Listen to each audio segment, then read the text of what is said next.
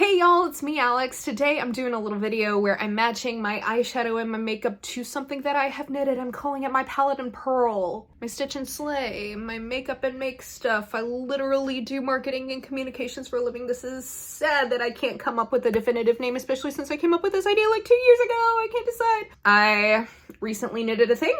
It is the Open Edge Tee from Jessie Made Designs, and I'm going to talk about sort of my process and experience knitting that while also doing a makeup look that matches it. I'm really happy with how it turned out. Before we get into the tutorial, if you don't know me, hello. Hi, my name's Alex. I use they, them pronouns. I do videos about makeup, about knitting. I love horror and just kind of do whatever I want on this channel now. Still largely makeup and knitting, but maybe incorporate more things. We shall see.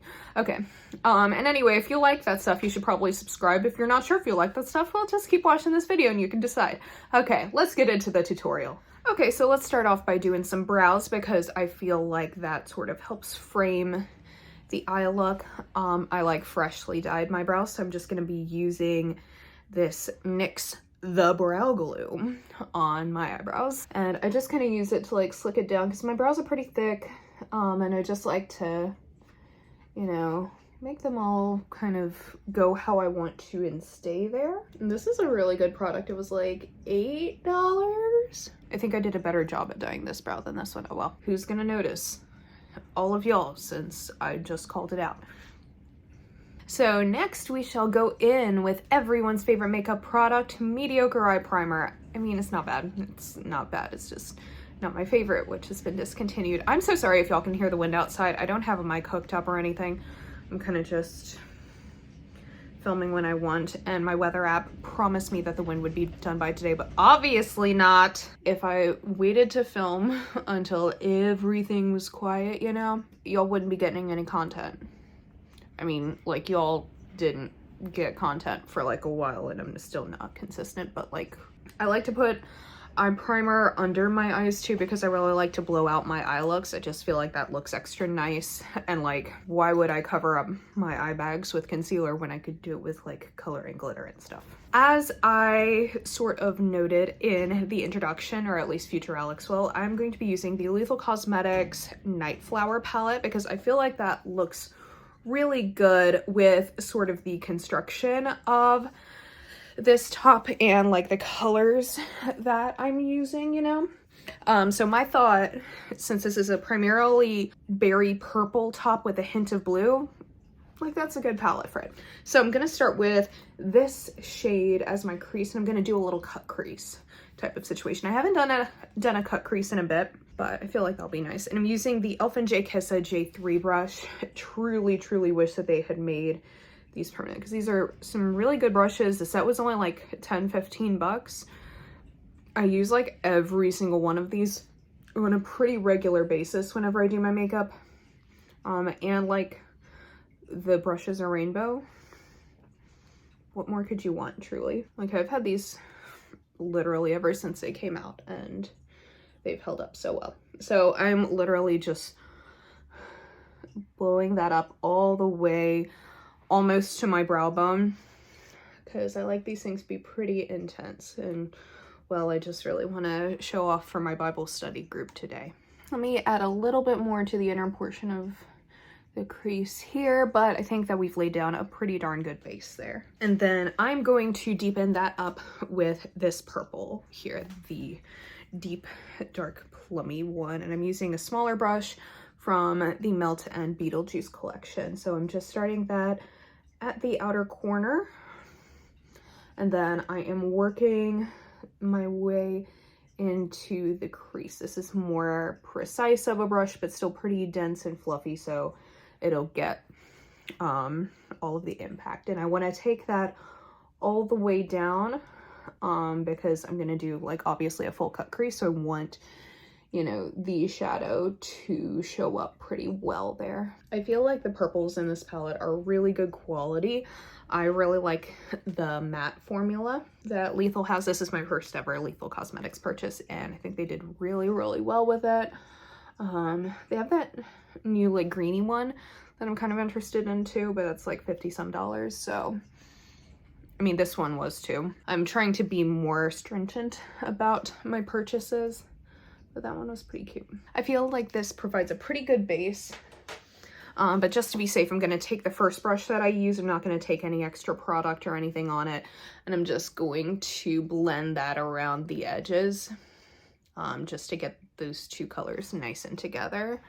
But yeah, I feel like this looks pretty good. Okay, so now I'm going to take this little like precise flat brush, but I'm going to use my NYX glitter glue, and I'm going to make myself a fun little cut crease there. I like to use the glitter glue, especially with this palette, because the shimmers are already really nice, really poppy, you know, because that's a word that I can use to describe this. But the glitter glue, I feel like, is going to help it, you know, just like make it extra, really make all of the colors shine, and also to just give myself a more precise base for the cut crease. So I'm just going to, okay. The way that I learned to make a cut crease, if you've never done it before and want to figure out what your natural eye shape is to like put it right next to your lash line and then look up and just kind of go up to wherever that is. So if you're a beginner at cut creases and you want to learn, do that. By this point in my life, I've kind of done enough cut creases where I know where I want mine to be. So I can just sort of map that out on my own, which is what I'm doing on this side. But I wanted to, you know, just show y'all, you know, I have my routines and stuff, and I do the same things on camera a lot, I feel. But every time I do a video, you know, someone new could always be watching. And I want to give them the same accessibility that my long-term folks have. I am really feeling this deep blue right here. So I'm just gonna take that on a flat eyeshadow brush, and I'm going to start that directly where I started the cut crease and just pack it onto the center. So I'm starting with a windshield wiper motion up top and then patting it on my way down. Oh yeah, this picks up the tones, I think, in this top really, really well.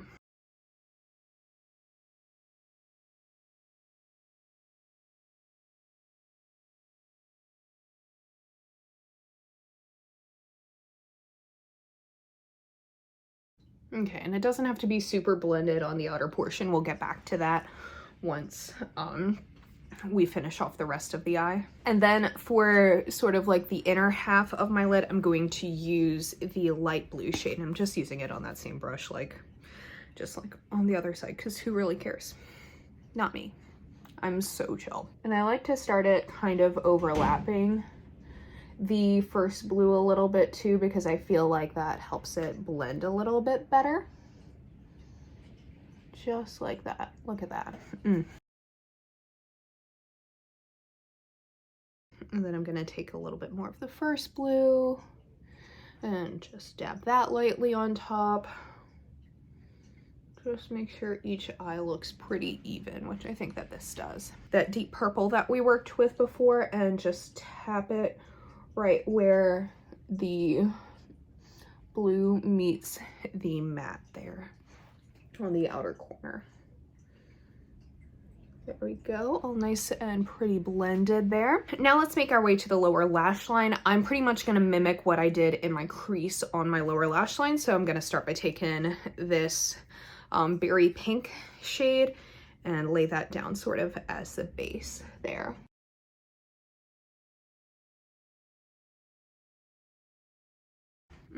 That's a lovely shade. And I'm kind of just blending the outer corner a little bit when I come up and connect it, just because I feel like, I don't know, it's always just important to blend as much as you can. And then with that same Melton Beetlejuice brush, which by the way, I was using kind of a chunky brush from that collection here. You can kind of see how that shape just like chunky. And I'm gonna use that same purple and just put it closer to my lower lash line. I feel like if you've, you know, done a crease like that and you're never sure what to do on the lower lash line, just mimic what you've done in the crease, and that'll pull your look together really, really well.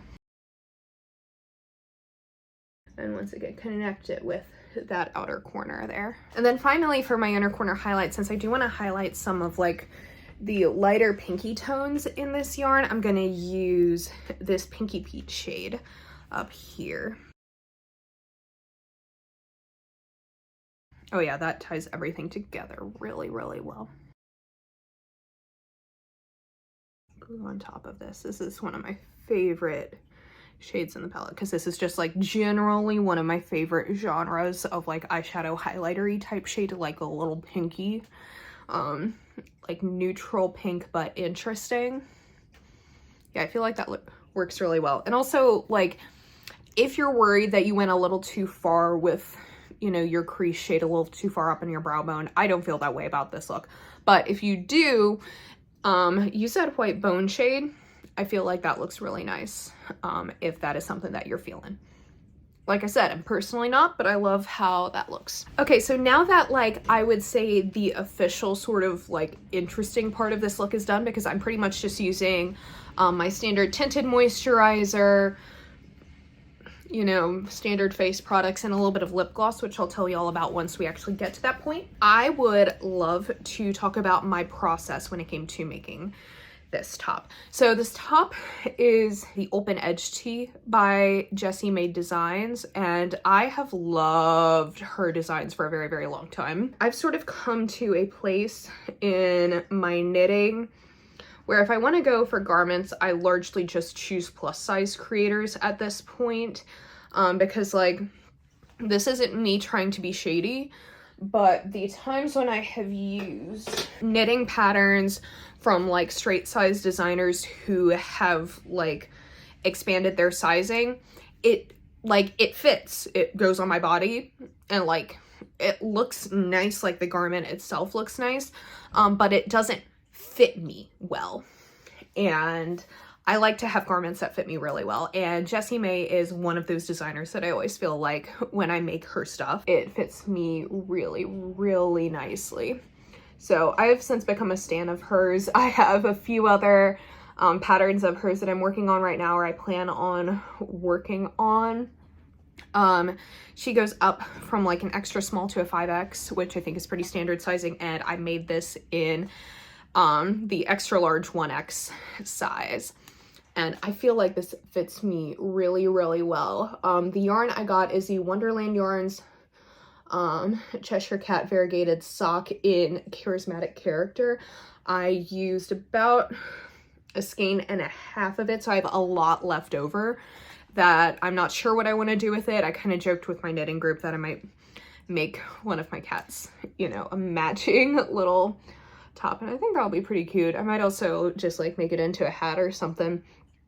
This is a fingering sock weight yarn, which is obviously the most lesbian of all of the yarns because it's fingering weight. Anyway, I had a really easy time when I was making this. That was sort of why I started to make it to begin with, because I sort of had gotten into a pattern rut with a lot of my projects. Like, I started it, took me about a month to make. I started at beginning of February. I had my plans to make that ever since I got the yarn, because Casey got me a little gift card to our local yarn shop that I love and go to all the time. Lovely Yarns in Baltimore, Maryland on Falls Road. I love them.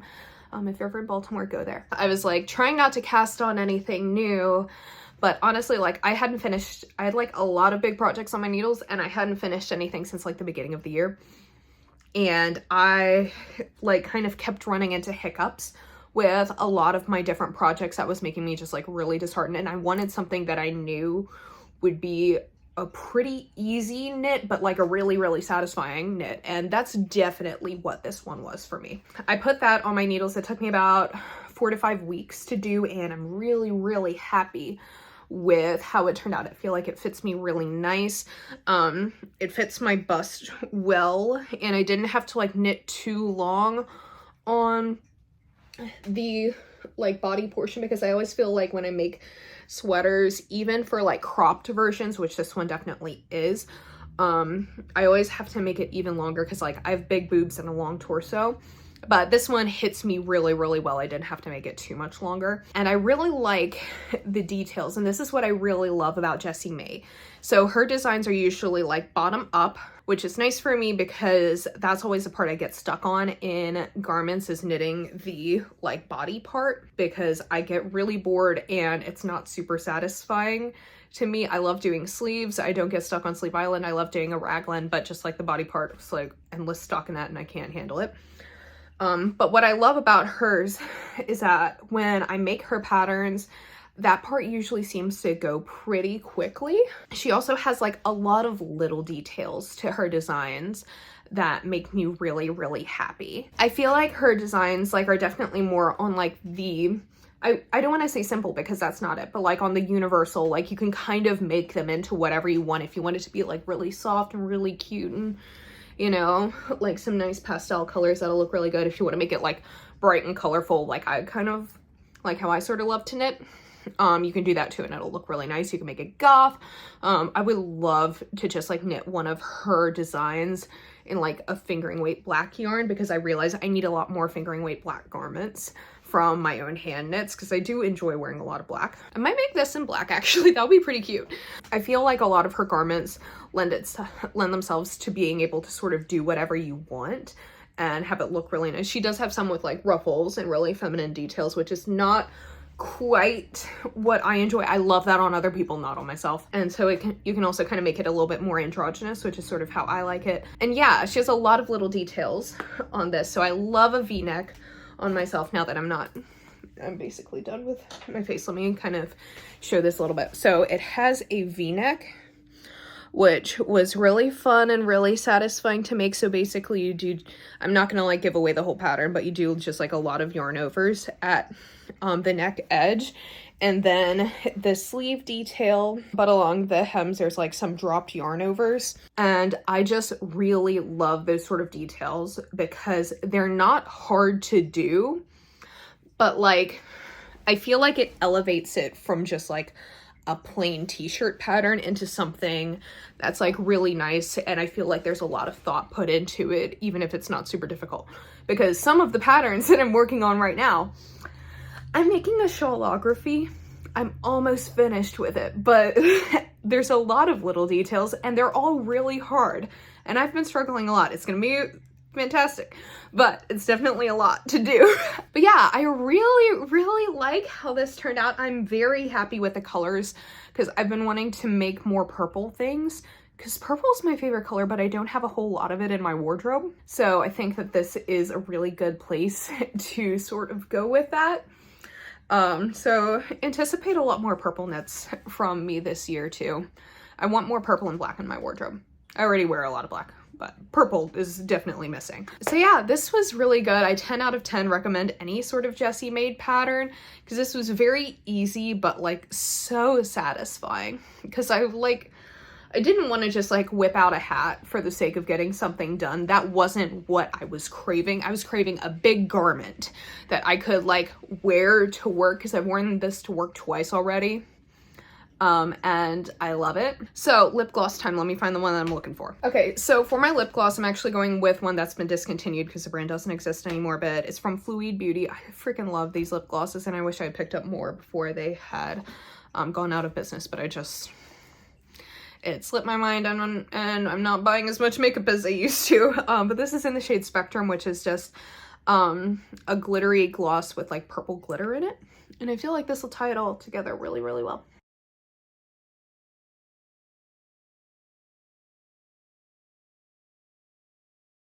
There we go.